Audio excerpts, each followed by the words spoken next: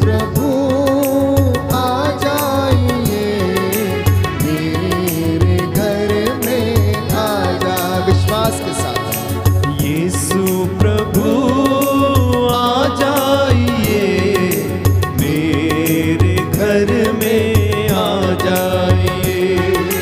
यीशु प्रभु आ जाइए, मेरे घर में आ जाए। आत्मा से भर के पवित्र प्यार से भर दीजिए, पवित्र करने आ जाइए।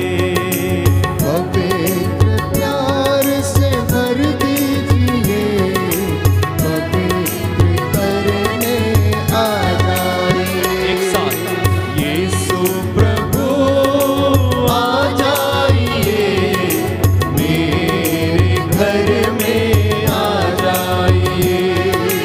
पवित्र प्यार से भर दीजिए, पवित्र करने आ जाइए। तू ही प्रभु कृपालु, ईश्वर मार्ग सत्य और जीवन। तू ही प्रभु कृपालु, ईश्वर मार्ग सत्य और जीवन तेरे सिवा कोई नहीं, तेरे सिवा कोई नहीं।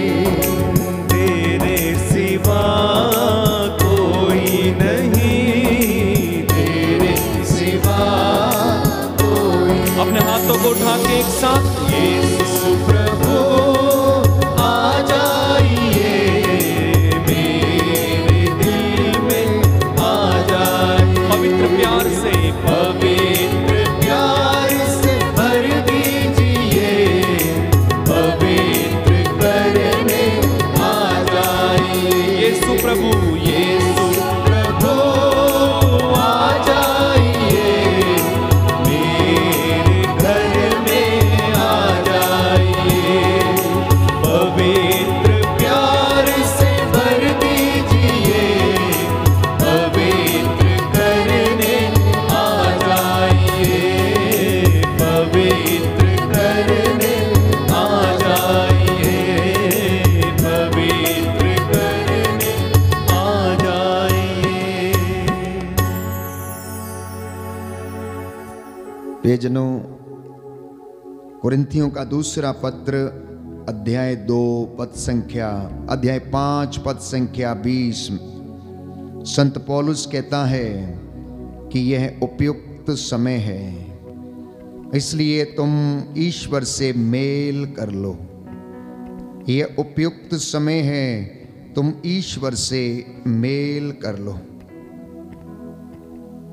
सुंदर वचन है प्यारे भाइयों और बहनों, कि हम लोग प्रभु की पवित्रता के भागी बनने के लिए बुलाए गए हैं। उसके विश्वास में, उसकी धार्मिकता में आगे बढ़ने के लिए हम बुलाए गए हैं। इसलिए बाइबल हमें बताती है प्रिय भाइयों और बहनों, कुरिन्थियों का दूसरा पत्र अध्याय 6 पद संख्या 3 और उससे आगे, उपयुक्त समय में मैंने तुम्हारी सुनी, कल्याण के दिन मैंने तुम्हारी सहायता की, और देखो अभी उपयुक्त समय है, अभी कल्याण का दिन है। मसीह का कोई पाप नहीं था, फिर भी ईश्वर ने हमारे कल्याण के लिए उन्हें पाप का भागी बनाया, जिससे हम उनके द्वारा ईश्वर की पवित्रता के भागी बन सकें। ये आज का पवित्र वचन है कि प्रभु हमें आमंत्रित करता है अपने आप से मेल कराने के लिए। आखिर मेल करने की आवश्यकता क्या है? तो आवश्यकता इसलिए है क्योंकि इंसान ईश्वर से भागा हुआ है, और उसके ईश्वर से दूर भागने का नतीजा ये है कि उसके जीवन में अनेक प्रकार की विपत्तियां, कष्ट और दुख आ जाता है। पाप की अवस्था में वह जीवन बिताने लगता है। जीवन के लगभग हर स्तर में बुराई है प्यारे भाइयों और बहनों। और बाइबल इसके विषय में कहती है कि मनुष्य का हृदय बचपन से बुराई की ओर है। मनुष्य की प्रवृत्ति बचपन से बुराई की ओर है। आज जब हम राख बुध के दौरान माथे पर राख लगाकर हम अपने आप को याद दिलाते हैं कि हम मिट्टी हैं और मिट्टी में मिल जाएंगे, तो बाइबल इसके विषय में बताती है प्यारे भाइयों और बहनों कि जब ईश्वर ने आदम को बनाया और उसे अपनी संगति में रहने का उसने उसे मौका दिया, उसने मिट्टी का पुतला गढ़ा, उसमें प्राण वायु फूंक दी और उसमें जीवन आ गया। और मनुष्य आज्ञा का उल्लंघन कर बैठा और पाप कर बैठा। तो इस विषय में प्रभु ने उससे कहा कि तुम तब तक पसीना बहाकर अपनी रोटी खाओगे जब तक तुम उस भूमि में नहीं लौटोगे। उत्पत्ति ग्रंथ अध्याय 3 पद संख्या 19 और उससे आगे। तुम तब तक पसीना बहाकर अपनी रोटी खाओगे जब तक तुम उस भूमि में नहीं लौटोगे जिससे तुम बनाए गए हो, क्योंकि तुम मिट्टी हो और मिट्टी में मिल जाओगे। क्योंकि तुम मिट्टी हो और मिट्टी में मिल जाओगे। 40 की इस पवित्र अवधि में ईश्वर हमसे बहुत सारी अपेक्षाएं करता है और यह पवित्र अवधि हमें ईश्वर से पुनः मेल करने के लिए आमंत्रित करती है। पवित्रता का जीवन व्यतीत करने के लिए हमें आमंत्रित करती है। अपने गुनाहों से निजात पाने के लिए, प्रायश्चित करने के लिए आमंत्रित करती है। यह प्रायश्चित और स्वीकृति का समय है जब आप इन छोटे छोटे धार्मिक अनुष्ठानों के द्वारा आपकी आत्मा को आप पवित्रता की ओर ले चलते हैं। पवित्रता की आवश्यकता क्यों है? क्योंकि बाइबल कहती है कि पवित्रता के अभाव में कोई भी ईश्वर को नहीं देख सकता, कोई भी उसका दर्शन नहीं कर सकता। तो मैंने कहा कि इंसान ईश्वर से भागा हुआ है क्योंकि उसके अंदर अपराध बोध है। उसका अपना अंतःकरण उस पर दोष लगाता है। कब? जब वो एक दूसरे को धोखा देता है, जब वो गलत कार्य करता है, जब वो चोरी करता, झूठ बोलता, घमंड करता, लड़ाई झगड़ा करता, हत्या करता है, भ्रष्टाचार में लिप्त रहता है। प्रियजनों, इंसान का अपना ही अंतःकरण उसके ऊपर दोष लगाता है। तो उत्पत्ति ग्रंथ में हम देखते हैं अध्याय 6 पद संख्या 12 और उससे आगे। Book of Genesis chapter 6 verse 12। ईश्वर ने देखा कि संसार भ्रष्टाचारी हो गया है। ईश्वर ने देखा कि संसार भ्रष्टाचारी हो गया है क्योंकि सब शरीरधारी कुमार्ग पर चलने लगे थे। ईश्वर ने नूह से कहा कि मैंने सब शरीरधारियों का विनाश करने का संकल्प किया क्योंकि उनके द्वारा संसार हिंसा से भर गया है, और देखो मैं पृथ्वी के साथ उसका विनाश करूंगा। मैं पृथ्वी के साथ उसका विनाश करूंगा। क्यों प्रभु का क्रोध भड़कने लगता है? क्योंकि प्रभु की यह सुंदर सृजित चीज जो कि इंसान है वो कुमार्ग पर चलने लगा। इसलिए क्रोध के आवेश में ईश्वर अपना दाहिना हाथ जो बचाने में समर्थ है वो पीछे खींच लेता है और कहता है कि मैंने क्रोध के आवेश में थोड़ी देर के लिए तुझसे अपना मुख फेर लिया और तुझे दुख की भट्टी से होकर मैंने गुजरने दिया, लेकिन अब उपयुक्त समय है कि तू मेरे पास लौट कर चला आ और मुझसे मेल कर लो। यह संत पौलुस बताता है। और इसी संदर्भ में संत पौलुस कहता है, प्रियजनों, ईश्वर की दया आपको प्रायश्चित की ओर लेकर जाना चाहती है। ईश्वर की दया आपको प्रायश्चित की ओर लेकर जाना चाहती है। ईश्वर के दर्शन करने का एकमात्र उपाय है कि उसके साथ मेल करना, प्रायश्चित करना, इस पवित्र अवधि का फायदा उठाना। संत पौलुस कहता है ये दिन बुरे हैं, इसलिए आप वर्तमान समय का पूरा लाभ उठाएं।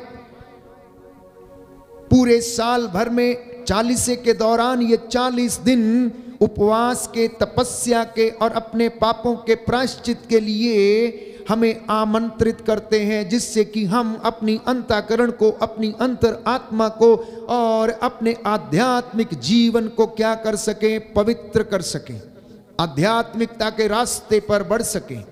जिस धर्म में आप रहते हैं उसका पालन करें, पवित्र शास्त्रों की जो शिक्षा है उसे ग्रहण करें और यीशु मसीह के साथ जीवन बिताने के लिए आप तैयार हो जाएं, क्योंकि बाइबल ये कहती है कि मुझसे होकर गए बिना कोई भी ईश्वर के पास नहीं जा सकता। हालेलुया, हालेलुया, यीशु की स्तुति हो, यीशु को धन्यवाद, यीशु की आराधना हो, यीशु की महिमा हो, यीशु को धन्यवाद, हालेलुया, हालेलुया, हालेलुया,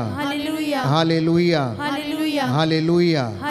तो मैंने कहा इंसान अनेक प्रकार की बुराइयों से भरा है और संसार भ्रष्टाचारी हुआ पड़ा है। और इस संदर्भ में मैंने आपके लिए पवित्र वचन पढ़ा कि बाइबल उत्पत्ति ग्रंथ अध्याय 6 पद संख्या 11 में हमें बताती है कि ईश्वर ने देखा कि संसार भ्रष्टाचारी हो गया है, लोग कुमार्ग पर चलने लगे हैं, इसलिए वो ईश्वर के रास्तों से भटक चुके हैं। अब ईश्वर ने अपनी दया के तहत उसको वापस बुलाना चाहा, जिससे कि ये भटके हुए लोग मन परिवर्तन करें और उसके पास लौट कर चले आएं और धार्मिकता का अनुसरण करें।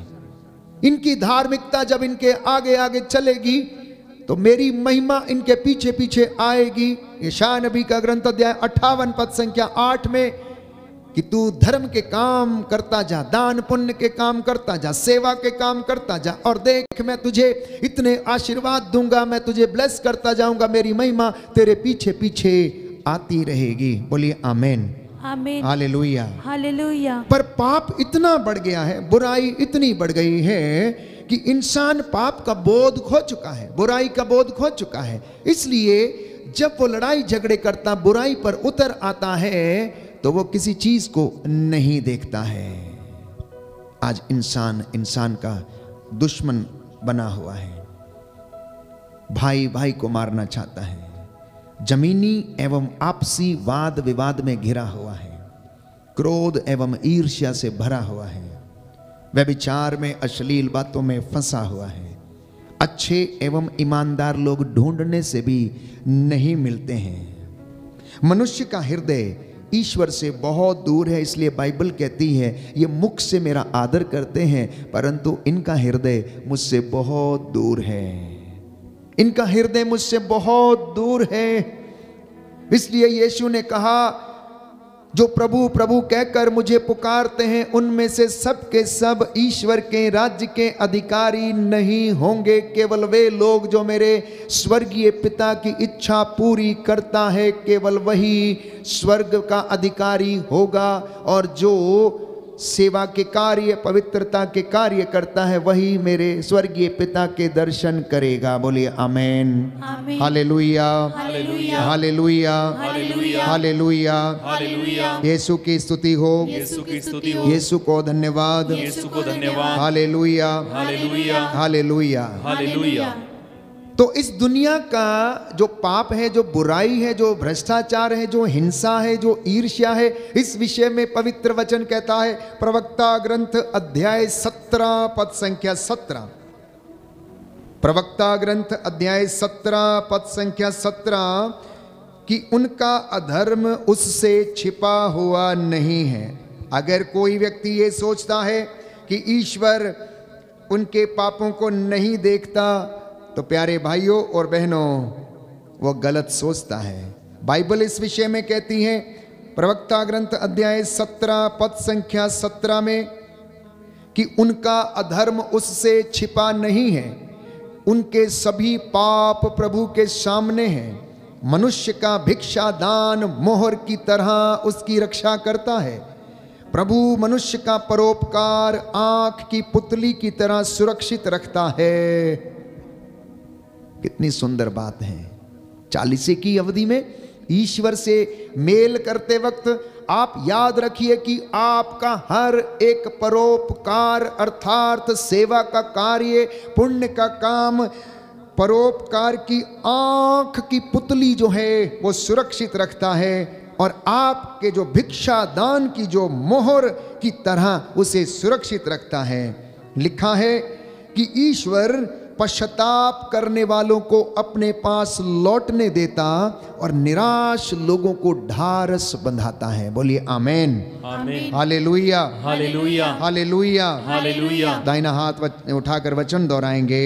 प्रवक्ता ग्रंथ अध्याय 17 अध्याय पद 17 संख्या 20 पद संख्या 20। ईश्वर पश्चाताप करने वालों को ईश्वर पश्चाताप करने वालों को अपने पास लौटने देता है अपने पास लौटने देता और है, निराश लोगों को और निराश लोगों को ढारस बंधाता है। हारस बंधाता है। पाप को छोड़कर पाप को छोड़कर सर्वोच्च ईश्वर के पास लौट जाओ, सर्वोच्च ईश्वर के पास लौट जाओ, उससे प्रार्थना करो, उससे प्रार्थना करो, और उसे अप्रसन्न मत किया करो, अप्रसन्न मत किया करो, अन्याय छोड़कर सर्वोच्च ईश्वर के पास लौट जाओ, सर्वोच्च ईश्वर के पास लौट जाओ, और अधर्म से अत्यधिक घृणा करो, अत्यधिक घृणा करो। Hallelujah, hallelujah, hallelujah, hallelujah, hallelujah, hallelujah. ये आज का संदेश है। प्रायश्चित की इस अवधि में, पवित्रता की इस अवधि में बने रहने के लिए बाइबल हमें बता रही कि पाप को छोड़कर, बुराई को छोड़कर, हिंसा, अहंकार, ऐसी तमाम बुराइयों को छोड़कर ईश्वर के पास लौट जाओ, उससे प्रार्थना करो और उसे अप्रसन्न मत करो, क्योंकि ईश्वर पश्चाताप करने वालों को अपने पास लौटने देता है।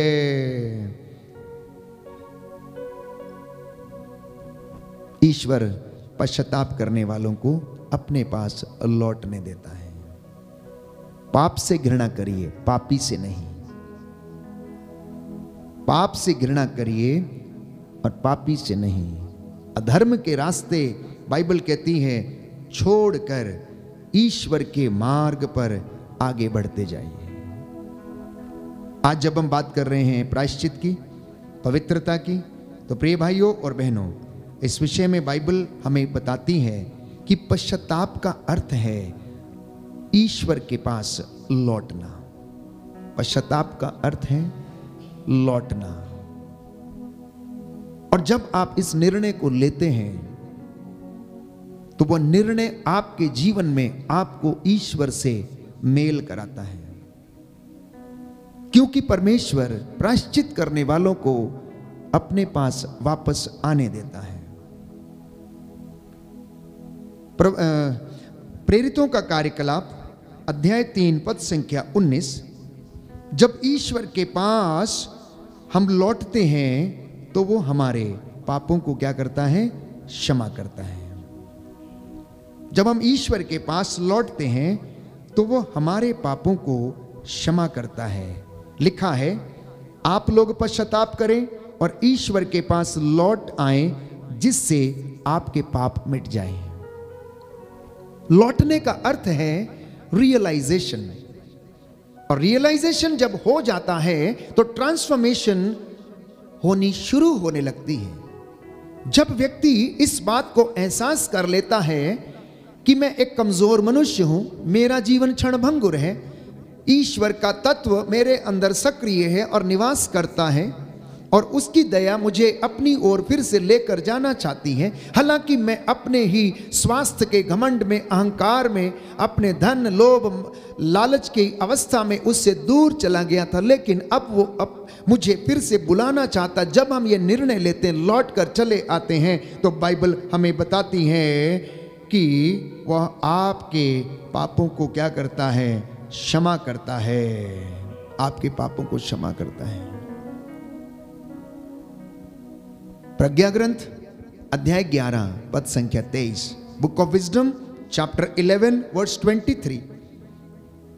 ईश्वर हमारे पापों को अनदेखा करता है ताकि लोग प्रायश्चित करें। आप में से बहुत सारे लोगों के साथ सवाल है कि इस दुनिया में इतनी बुराई है, इतने बुरे लोग हैं, ईश्वर उनको समाप्त क्यों नहीं कर देता है? क्यों उनकी स्मृति मिटा नहीं देता? क्यों उन्हें खत्म नहीं कर देता है? वो इसलिए नहीं करता है क्योंकि वो इंसान को अवसर देता है, वो इंसान को समय देता है पुनः उसके पास लौटने का। और इस विषय में बाइबल कहती है, प्रियजनों, प्रज्ञा ग्रंथ में हम पढ़ते हैं अध्याय 11 पद संख्या 23 में कि वह पापों को अनदेखा करता है ताकि लोग पश्चाताप करें। Hallelujah, hallelujah, hallelujah, hallelujah, hallelujah, hallelujah, hallelujah, hallelujah. अध्याय 11 पद संख्या 23, बुक ऑफ विजडम। तू सबों पर दया करता है क्योंकि तू सर्वशक्तिमान है।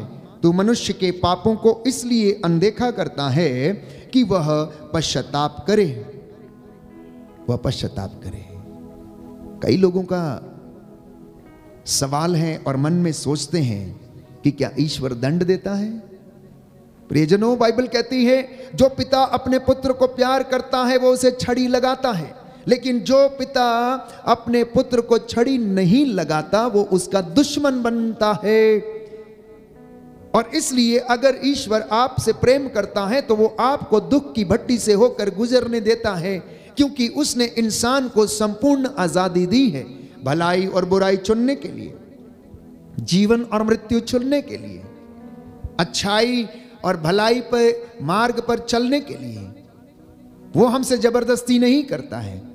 इंसान की ये जीवन यात्रा के दौरान इंसान दान पुण्य के द्वारा, दशमांश के द्वारा, धर्म के कार्यों के द्वारा, सेवा के कामों के द्वारा उस पवित्रता को फिर से हासिल करता और उससे वह जुड़ जाता है। तो बाइबल कहती है कि क्या वास्तव में ईश्वर दंड देता है? तो इस विषय में प्रज्ञा ग्रंथ अध्याय 12 पद संख्या 10 में हम पढ़ते हैं, किंतु तूने धीरे धीरे दंड देकर उन्हें पश्चाताप का अवसर दिया, हालांकि तू उनका विकृत स्वभाव और जन्मजात दुष्टता जानता था, और यह भी कि वे अपने विचार कभी भी नहीं बदलेंगे। कितनी सुंदर बात है। ज्ञान की बातें हैं, पवित्रता की बातें हैं, पवित्र आत्मा के द्वारा प्रेरित की गई बातें हैं। ईश्वर जानता है कि ये विचार अपने कभी नहीं बदलेंगे, लेकिन फिर भी उसने धीरे धीरे दंड देकर इंसान को प्रायश्चित करने का अवसर दिया और देता रहता है। दाहिना हाथ उठाकर ये वचन दोहराएंगे, हालेलुया, हालेलुया, हालेलुया, हालेलुया। प्रज्ञा ग्रंथ अध्याय 12 पद संख्या 10, किंतु तूने धीरे धीरे दंड देकर उन्हें पश्चाताप करने का अवसर दिया, हालांकि तू उनका विकृत स्वभाव और जन्मजात दुष्टता जानता था, और यह भी कि वे अपने विचार कि वे अपने विचार कभी नहीं बदलेंगे, कभी नहीं बदलेंगे, क्योंकि यह जाति क्योंकि यह जाति प्रारंभ से ही अभिशप्त थी। प्रारंभ से ही अभिशप्त थी। तूने इसलिए उनके पापों का दंड नहीं दिया, उनके पापों का दंड नहीं दिया कि तू किसी से डरता था, कि तू किसी से डरता था, क्योंकि कौन तुझसे कहेगा, क्योंकि कौन तुझसे कहेगा तूने यह क्या किया। तूने यह क्या किया। Hallelujah, hallelujah, hallelujah, hallelujah, hallelujah. Hallelujah. प्यारे भाइयों और बहनों, बुराई और पाप, इनका रूप बड़ा भयानक है। ईश्वर जानता है, वो इंसान के हृदय के विचारों को भी जानता है। आप अपने आप से बात करके देखिए, अपने अंतर्मन से बात करके देखिए। हमारे दो स्वभाव हैं, हम सांसारिक आत्मा से संचालित होते हैं और ईश्वर की आत्मा से संचालित होते हैं। इन दोनों भाव को मनन चिंतन करने की कोशिश करें, इन दोनों वास्तविकताओं को समझने की कोशिश करें, आध्यात्म से जुड़कर उन अलौकिक चीजों को अनुभव करने की कोशिश करें जो हमें सांत्वना देती हैं, जो हमें सत्य के मार्ग पर लेकर चलती हैं, जो हमारे मार्गों का उजाला करती हैं, जहां पर हमें आनंद मिलता है, जहां पर हमें संतुष्टि का अनुभव होता है, जहां पर हमारी आत्मा खुश होती है, जहां पर हमारा अंतःकरण खुश होता है। और प्रियजनों, वो संतुष्टि हमें आनंद प्रदान करती है। याद रखिए, बाइबल ये कहती है, अगर कोई व्यक्ति प्रायश्चित नहीं करेगा तो वो नष्ट हो जाएगा। गणना ग्रंथ अध्याय 32 पद संख्या 23, गणना ग्रंथ अध्याय 32 पद संख्या 23, book of Numbers chapter 32 verse 23। पाप का दंड भुगतना पड़ेगा, पाप का दंड भुगतना पड़ेगा, क्योंकि पाप पवन की तरह छितराता है। यशाया नबी का ग्रंथ अध्याय 64 पद संख्या 5। पाप पवन की तरह छितरा देता है। गणना ग्रंथ में लिखा है कि इसका दंड भुगतना पड़ेगा। दुष्ट अपने कुकर्मों के कारण मर जाएगा यदि वह प्रायश्चित नहीं करेगा। सुक्ति ग्रंथ अध्याय 5 पद संख्या 22 और 23, book of Proverbs chapter 5 verse 23, 22 and 23। Because of his wrong doings, because of his unrighteousness the sinner will die. इसलिए परमेश्वर हमें ये 40 दिन प्रदान करता है, चेतावनी देता इन वचनों के द्वारा कि हम उसके पास लौटें और उसकी दया को अनुभव करें, क्योंकि उसकी दया हमें प्रायश्चित की ओर लेकर जाना चाहती है। जिस तरह बाइबल कहती है शेर शिकार की घात में बैठा रहता है, उसी तरह पाप अन्याय करने वाले की घात में बैठा रहता है और उसे ढूंढता रहता है। और पाप के दांत शेर के दांतों के जैसे हैं, उनके घावों का कोई इलाज नहीं है। तो इसलिए यिर्मयाह नबी सुंदर वचन प्यारे भाइयों और बहनों लिखता है, अध्याय 31 पद संख्या 19 और उससे आगे, बुक ऑफ यिर्मयाह चैप्टर 31 वर्स 19। सुंदर वचन है प्यारे भाइयों और बहनों, क्योंकि तुझसे विमुख होने पर मैंने पश्चाताप किया, समझ आ जाने पर मैंने अपनी छाती पीटी। मैं लज्जित था, मैं पानी पानी हो गया था, क्योंकि मैं अपनी युवावस्था के कुकर्मों से कलंकित था। नबी यिर्मयाह, प्रभु का चुना हुआ नबी, उसके वचन बोलने वाला व्यक्ति कहता है कि मैं तुझसे विमुख हो गया, परंतु मैंने प्रायश्चित किया। जब मुझे समझ आई तब मैंने छाती पीटी, जब तक मैं ना समझ था मैंने छाती नहीं पीटी। मैं लज्जित था, मैं पानी पानी हो गया था, क्योंकि मैं अपनी जवानी के कुकर्मों से कलंकित था। प्यारे भाइयों और बहनों, प्रकाशना ग्रंथ अध्याय 2 पद संख्या 5। तुम इस पर विचार करो कि तुम कितने ऊंचे स्थान से नीचे गिर गए हो। तुम इस पर विचार करो कि तुम कितने ऊंचे स्थान से नीचे गिर गए हो। इसलिए पश्चाताप करो और पहले जैसा आचरण करो। इसलिए पश्चाताप करो और पहले जैसा आचरण करो,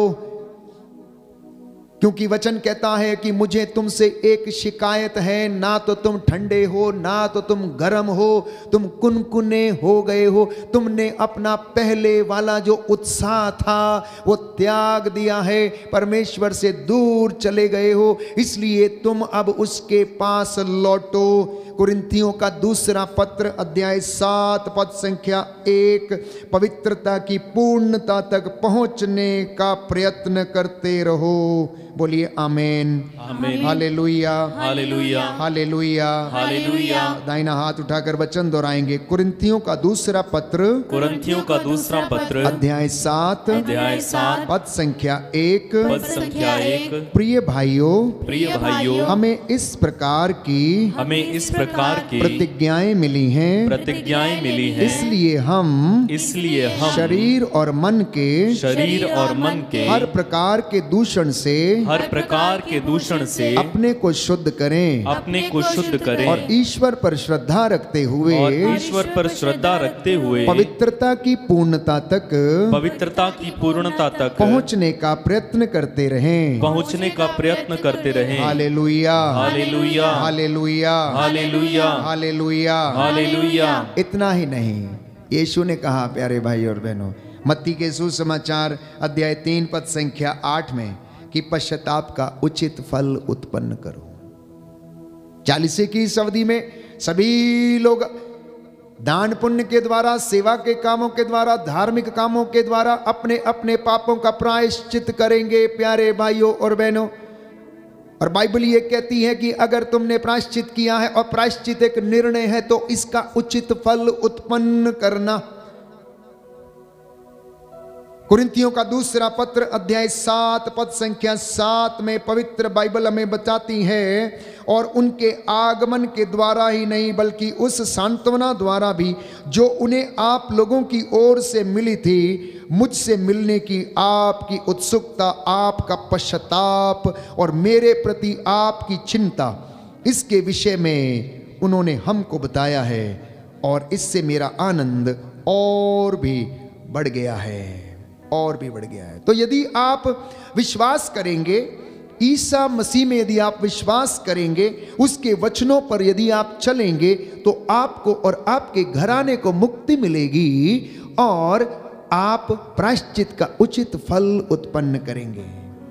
मैं पुनः एक बार याद दिला देना चाहता हूं, प्रभु की उपस्थिति में इस वक्त हम हाजिर हैं, और वो आपसे इन वचनों के द्वारा बातें कर रहा है, और 40 से की इस अवधि का महत्व आपको समझा रहा है। कहता है, पाप से ऐसे दूर भाग जाओ जैसे तुम सांप के सामने से दूर भाग जाते हो। अधर्म के कामों को छोड़ दो, प्रायश्चित का उचित फल उत्पन्न करो, क्योंकि वो हमारे पापों को अनदेखा करता है। उसकी दया हमें प्रायश्चित की ओर लेकर जाना चाहती है। ईश्वर पश्चाताप करने वालों को अपने पास लौटने देता है। उसके सदृश कौन ऐसा ईश्वर है जो पापों को हरता है, जो क्षमा करता है। इंसान इतनी गलतियां करता है, लेकिन फिर भी ईश्वर उन्हें क्या करता है, माफ करता है, माफ करता है, और अपने से मेल करने देता है। यह उचित समय है, यह उचित समय है। आइए हम ईश्वर के पास लौटें, हम ईश्वर के पास लौटें, अपना हृदय खोलकर हम उसे समर्पित हो जाएं प्यारे भाइयों और बहनों। आज के वचन हमारे जीवन में, घर में, परिवार में 100 गुना फल लाएं। पापों के प्रायश्चित के लिए, गलतियों के प्रायश्चित के लिए एक दूसरे को क्षमा करना, सॉरी कहने की आदत डालें, जय यीशु कहने की आदत डालें, एक दूसरे को प्रभु के नाम पर ब्लेस करने की आदत डालें। माता पिता अपने बच्चों को यीशु के नाम पर ब्लेस करना। आपके घर में रोज वचन को दोहराया जाए, इन वचनों को आपकी चौखटों पर लिखा जाए और आपके घर की दीवारों पर लिखा जाए। घर आते समय, घर से बाहर जाते समय, यात्रा के समय, लेटते समय, सोते समय, सुबह उठते समय, सब समय इन वचनों पर मनन चिंतन किया करें और प्रभु के आप नजदीक रहेंगे, उसके सानिध्य को आप अनुभव करेंगे। फिर चाहे दुख बीमारी कितनी भी गंभीर क्यों ना हो प्रियजनों, आप उसका सामना कर सकते हैं, क्योंकि वो आपको सामर्थ्य देता है। आइए हम प्रार्थना करें।